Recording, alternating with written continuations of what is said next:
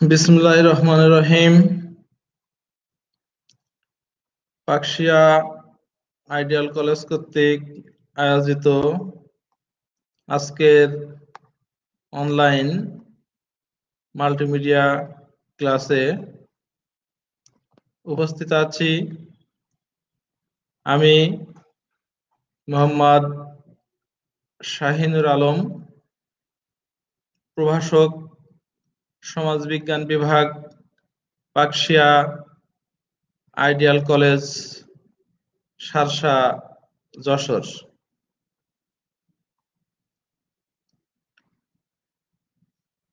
পাঠ পরিচিতি। আজকে যারা আমার সাথে অনলাইন ক্লাসে সংযুক্ত আছো, সমাজবিজ্ঞান দ্বিতীয় বর্ষের ছেলেমেয়েরা, তাদেরকে আজকে আমি পড়াবো সমাজবিজ্ঞান প্রথম পত্র অধ্যায় ষষ্ঠ।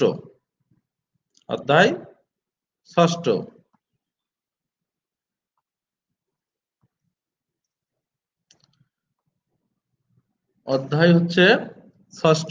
দেখো বন্ধুরা, তোমরা যারা আমার সাথে এখন আজকের এই অনলাইন ক্লাসে সংযুক্ত আছো, তাদেরকে আমি মনিটরে কিছু ছবি দেখাচ্ছি। এখানে আমি তোমাদেরকে 6টা ছবি দেখিয়েছি। নাম্বার 1, 2, 3, 4, 5 এবং 6। অর্থাৎ দেখো, 1 নম্বর ছবিতে কৃষকরা, বাংলাদেশ কৃষি প্রধান দেশ, এদেশের মানুষের আয়ের অধিকাংশ মানুষের আয়ের উৎস হচ্ছে কৃষি। এই কৃষকরা মাঠে ধান কাটছে, মহিলারা ধানের কাজ করছে, কৃষকরা গরুর গাড়িতে ধান নিয়ে গ্রামে বাড়িতে ফিরছে, কেউ ধান সিদ্ধ করছে, কেউ ধান বানছে। এগুলো আমি গ্রাম্য কিছু ছবি তোমাদের এখানকে দিয়েছি।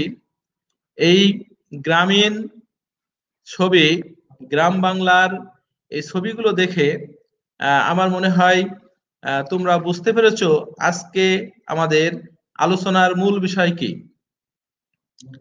আজকের আলোচনার মূল বিষয় হচ্ছে বাংলাদেশের গ্রামীণ সমাজ।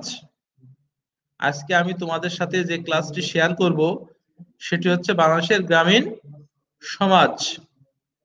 শিক্ষণফল: বাংলাদেশের গ্রামীণ সমাজের ধারণা, প্রকৃতি ব্যাখ্যা করতে পারবে, বাংলাদেশের গ্রামের সংজ্ঞা, বৈশিষ্ট্য ব্যাখ্যা করতে পারবে,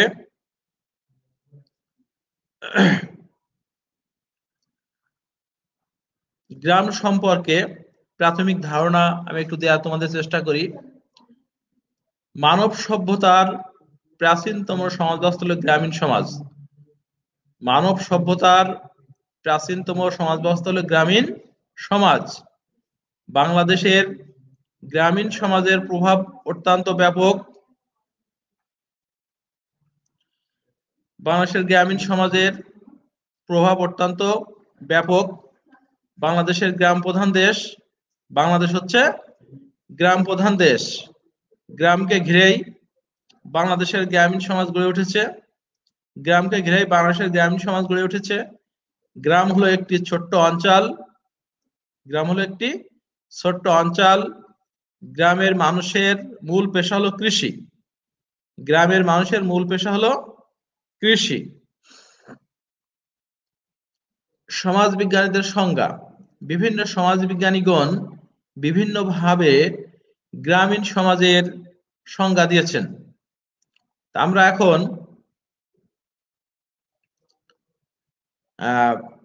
বিশিষ্ট সমাজবিজ্ঞানী কুলির কথা বলতে পারি। সমাজবিজ্ঞানী কুলির মতে অন্তরঙ্গ জীবনযাত্রার ফলে গ্রামীণ সম্প্রদায় একটি মুখ্য গোষ্ঠীতে পরিণত হয়েছে। বিশিষ্ট সমাজবিজ্ঞানী কুলির মতে অন্তরঙ্গ জীবনযাত্রার ফলে গ্রামীণ সম্প্রদায়ের একটি মুখ্য গোষ্ঠীতে পরিণত হয়েছে। সমাজবিজ্ঞানী কোলব ও ব্রুনায়ের মতে গ্রাম বা পল্লী অঞ্চল হলো একটি পাড়া বা প্রতিবেশী। সমাজবিজ্ঞানী কোলব ও ব্রুনার মতে গ্রাম বা পল্লী অঞ্চল হলো একটি পাড়া বা প্রতিবেশী। তাহলে কুলি কি বলেছেন?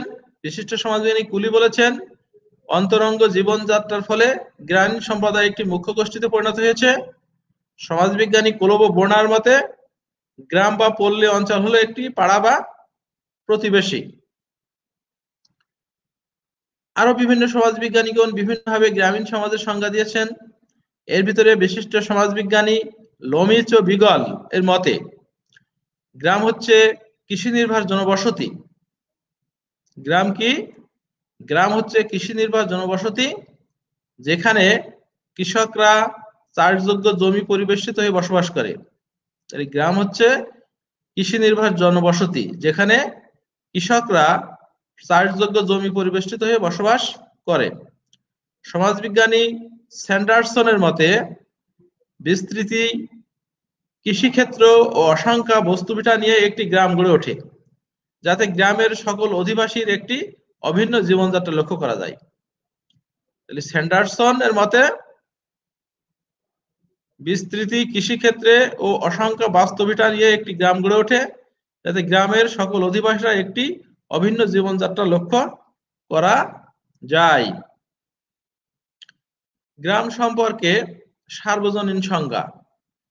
গ্রাম সম্পর্কে সার্বজনীন সংজ্ঞা। বাংলাদেশের অর্থনীতির ভিত্তি হলো গ্রামীণ সমাজ। বাংলাদেশের অর্থনীতির ভিত্তি হলো গ্রামীণ সমাজ। অতীতে এদেশের গ্রামীণ সমাজ ছিল প্রাচুর্যপূর্ণ, সমৃদ্ধ। তবে দীর্ঘ 2 শতাব্দী ধরে চলমান ঔপনিবেশিক শাসন, শোষণ ও বঞ্চনায় বাংলাদেশের গ্রামগুলো শ্রীহীন হয়ে পড়েছে। বাংলাদেশের গ্রামীণ সমাজের চিত্র হচ্ছে দরিদ্র জনগোষ্ঠীর জীবনযাত্রার চিত্র। বাংলাদেশের গ্রামীণ সমাজের চিত্র হচ্ছে দরিদ্র জনগোষ্ঠীর জীবনযাত্রার চিত্র। অথচ বাংলাদেশের অধিকাংশই গ্রাম। তাই বাংলাদেশের উন্নয়ন ঘটাতে চাইলে আগে গ্রামীণ সমাজের উন্নয়ন ঘটাতে হবে। বাংলাদেশের উন্নয়ন ঘটাতে চাইলে আগে গ্রামীণ সমাজের উন্নয়ন ঘটাতে হবে। জনসংখ্যার ভিত্তিতে স্যান্ডারসন গ্রামগুলোকে 3 ভাগে ভাগ করেছেন। জনসংখ্যার ভিত্তিতে স্যান্ডারসন গ্রামগুলোকে 3 ভাগে ভাগ করেছেন। তাহলে আমরা গ্রামকে কয় ভাগে ভাগ করতে পারি? 3 ভাগে। বিশিষ্ট সমাজবিজ্ঞানী স্যান্ডারসন গ্রামগুলোকে 3 ভাগে ভাগ করেছেন। গ্রামগুলো কি কি? এগুলো হচ্ছে ক্ষুদ্র পল্লী, বড় পল্লী এবং মাঝারি পল্লী। তাহলে গ্রামকে কয় ভাগে ভাগ করা যায়? 3 ভাগে। সুপ্রিয় শিক্ষার্থীরা, তোমরা একটু মনে রাখার চেষ্টা করবে যে গ্রামগুলোকে কয় ভাগ ভাগ করা যায়। বিশিষ্ট সমাজবিজ্ঞানী স্যান্ডারসন গ্রামকে কয় ভাগে ভাগ করেছেন? বিশিষ্ট সমাজবিজ্ঞানী স্যান্ডারসন গ্রামকে 3 ভাগে ভাগ করেছেন। ক্ষুদ্র পল্লী, যেটাকে আমরা মাইক্রো ভিলেজ বলতে পারি, ক্ষুদ্র পল্লী অর্থাৎ মাইক্রো ভিলেজ, বড় পল্লী যেটা ম্যাক্রো ভিলেজ, মাঝারি পল্লী যেটা ম্যাক্রো ভিলেজ। তাহলে এই যে গ্রামকে আমরা 3 ভাগে ভাগ করলাম, ক্ষুদ্র পল্লী, বড় পল্লী, মাঝারি পল্লী, কিসের ভিত্তিতে ভাগ করলাম? কিসের আলোকে ভাগ করলাম? এটা ভাগ করা হয়েছে জনসংখ্যার বসবাসের ভিত্তিতে। জনসংখ্যার বসবাসের ভিত্তিতে। এখানে ক্ষুদ্র পল্লী হচ্ছে সেটা যেখানে লোক সংখ্যা 500 জনের চেয়ে কম লোক বাস করে, কমপক্ষে 500 জন কিংবা 500 জনের কম লোক বাস করে, সেটা হচ্ছে ক্ষুদ্র পল্লী। তাহলে ক্ষুদ্র পল্লীর বৈশিষ্ট্য সেটা যেখানে লোক সংখ্যা 500 জনের কম বসবাস করে। মাঝারি পল্লী হচ্ছে সেটা অর্থাৎ ম্যাক্রো ভিলেজ, সেটা যেখানে লোক সংখ্যা 500 থেকে 1200 লোকের বসবাস। আমরা ম্যাক্রো ভিলেজ অর্থাৎ মাঝারি পল্লী বলতে পারি সেই গ্রামকে যে গ্রামে লোক সংখ্যা 500 থেকে 1200 লোকের বসবাস। আর ম্যাক্রো ভিলেজ কাকে বলি? অর্থাৎ বড় পল্লী কাকে বলি? বড় পল্লী তাকে বলি যেখানে লোক সংখ্যা একটু বেশি বসবাস করে। বেশি বলতে কেমন বেশি? 1200 থেকে 2500 লোকের বসবাস। তাহলে বড় পল্লী অর্থাৎ ম্যাক্রো ভিলেজে লোক সংখ্যা বাস করে 1200 থেকে 2500 লোকের বসবাস।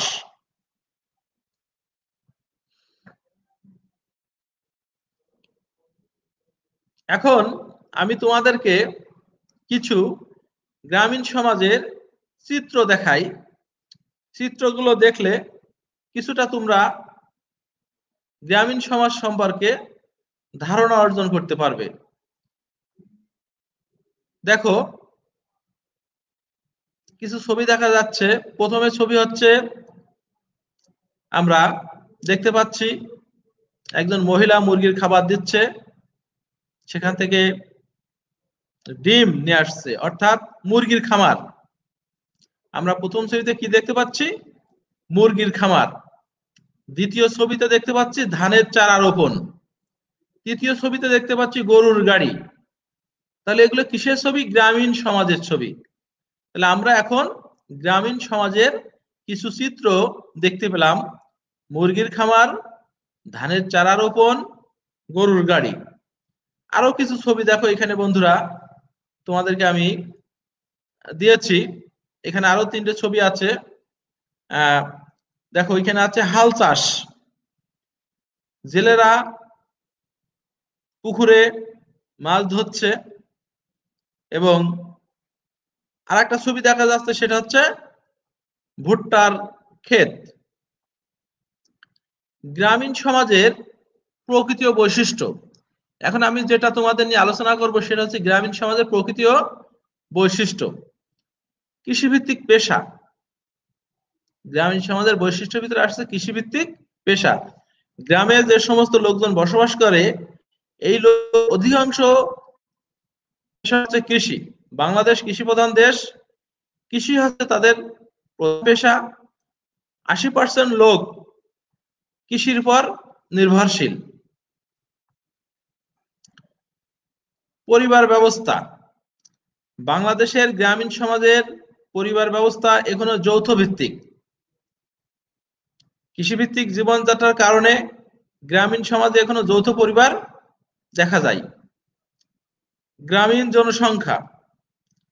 বিশ্বব্যাংকের 2012 সালের রিপোর্ট অনুযায়ী 2010 সাল নাগাদ বাংলাদেশের মোট জনসংখ্যার প্রায় 71.90% লোক গ্রামীণ বলে জানা যায়। বর্তমানে শহরায়নের প্রভাবে বাংলাদেশের জনসংখ্যা যথেষ্ট হ্রাস পেয়েছে। শিক্ষার হার। বাংলাদেশের শিক্ষার হার অন্য দেশের তুলনায় কম। তারপরেও শহরের থেকে গ্রামে শিক্ষিত লোকের পরিমাণ কম। বাংলাদেশের গ্রামীণ সমাজে শিক্ষিত লোকের সংখ্যা তুলনামূলকভাবে কম। গ্রামের শিক্ষা প্রতিষ্ঠানের সংখ্যাও অত্যন্ত অপ্রতুল। সামাজিক মর্যাদা।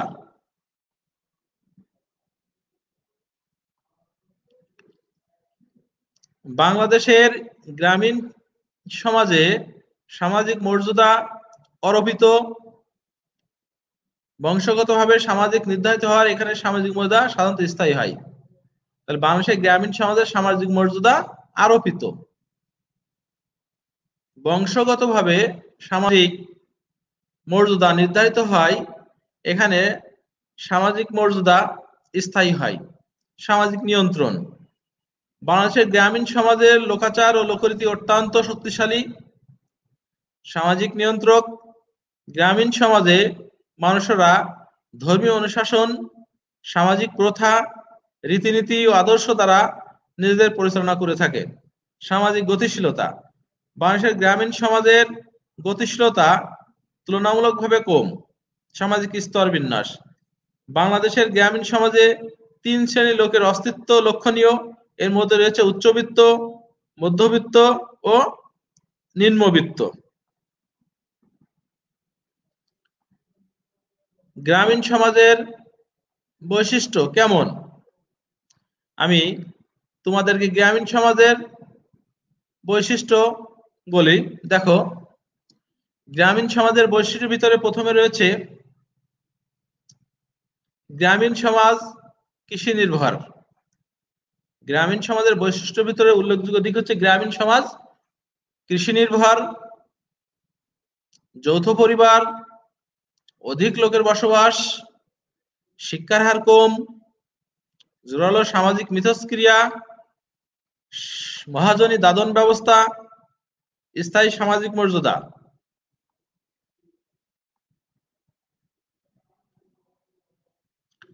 তাহলে আমি তোমাদেরকে দলগত কাজ দেই। প্রশ্ন: বাংলাদেশের গ্রামীণ সমাজের ধারণা থেকে 5টি বৈশিষ্ট্য বের করো। আমি তোমাদের ক্লাসে অনেকগুলো বৈশিষ্ট্য কথা বলেছি। এই বৈশিষ্ট্যের ভিতরে অনলি 5টি বৈশিষ্ট্য তোমাদের 5টি বৈশিষ্ট্য সম্পর্কে ধারণা দিতে হবে। এখন আমি তোমাদের মূল লাইনে চলে যাই। দেখো, আজকে আমি তোমাদের ক্লাসে কি আলোচনা করলাম? আজকে আলোচনা করলাম গ্রামীণ সমাজ, বাংলাদেশের গ্রামীণ সমাজ। এই গ্রামীণ সমাজ কি? বিভিন্ন সমাজবিজ্ঞানীদের গ্রামীণ সমাজ সম্পর্কে ধারণা, তাদের সংজ্ঞা, গ্রামীণ সমাজের প্রকারভেদ এবং গ্রামীণ সমাজের বৈশিষ্ট্য নিয়ে আলোচনা করলাম। তারই ধারাবাহিকতায় এখন আমি তোমাদের কাছে কিছু এমসিকিউ প্রশ্ন দেব, তোমরা উত্তরটা রেডি করবে এবং পরবর্তীতে উত্তরটা আমি তোমাদেরকে জানিয়ে দেবো। তোমাদের সাথে উত্তরটা মিলে যেতে পারে, আর যদি না মিলে তাহলে তোমরা মোটামুটি আমি যে উত্তরটা বলবো তোমরা সেটা মনে রাখার চেষ্টা করবে। নাম্বার 1 প্রশ্ন: স্যান্ডারসন প্রধানত গ্রামীণ সমাজকে কয় ভাগে ভাগ করেছেন? এখানে ক 3টি, খ 4টি, গ 5টি, ঘ 2টি। আমি কিন্তু তোমাদের আজকে আলোচনার ভিতরে বলেছি স্যান্ডারসন গ্রামীণ সমাজকে 3 ভাগে ভাগ করেছেন: ক্ষুদ্র পল্লী, মাঝারি পল্লী এবং বড় পল্লী। তাহলে উত্তরটা কি হবে? উত্তরটা হচ্ছে স্যান্ডারসন গ্রামীণ সমাজকে 3 ভাগে ভাগ করেছেন।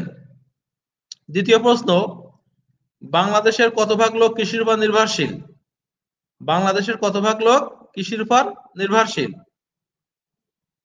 এখানে অপশন দেওয়া আছে 4টি: ক 74%, খ 76%, গ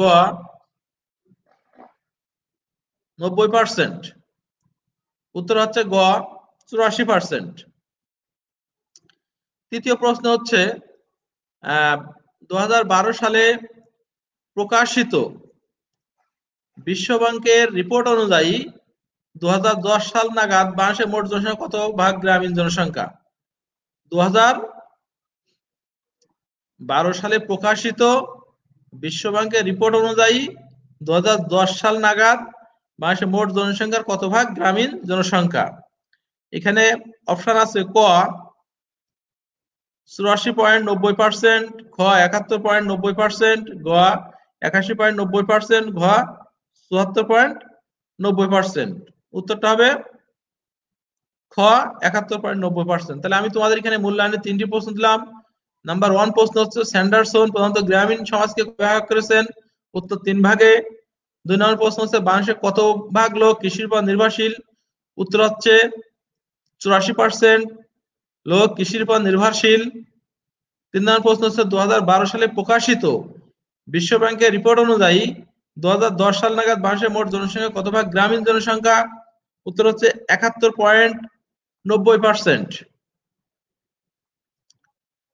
তাহলে আজকের আলোচনা প্রায় শেষের দিকে। এখন আমি তোমাদের একটা বাড়ির কাজ দেই। আজকের বাড়ির কাজ হচ্ছে গ্রাম সম্পর্কে সমাজবিজ্ঞানের উল্লেখযোগ্য 4টি সংজ্ঞা লেখো।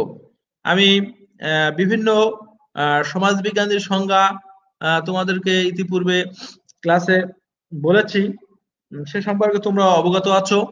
তারই ধারাবাহিকতায় আজকের হোমওয়ার্ক হচ্ছে গ্রাম সম্পর্কে সমাজবিজ্ঞানীদের যে সমস্ত সংজ্ঞা রয়েছে তার ভিতর থেকে 4টি উল্লেখযোগ্য সংজ্ঞা তোমরা রেডি করবে।